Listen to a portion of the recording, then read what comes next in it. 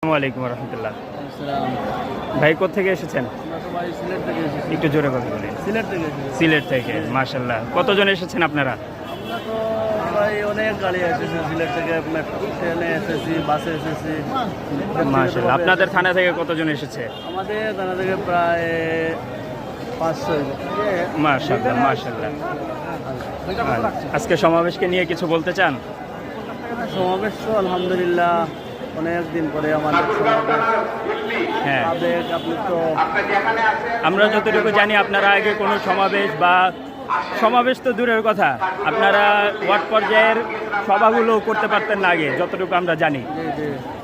আলহামদুলিল্লাহ 5 তারিখের পরে ফ্যাসিস্ট হাসিনার ক্যাডার বাহিনী, পুলিশ বাহিনী যেখানে সন্দেহ করতো সেখানেই আক্রমণ চালাতো, আমরা যতটুকু জানি। এই বিষয়ে আপনার কি মন্তব্য?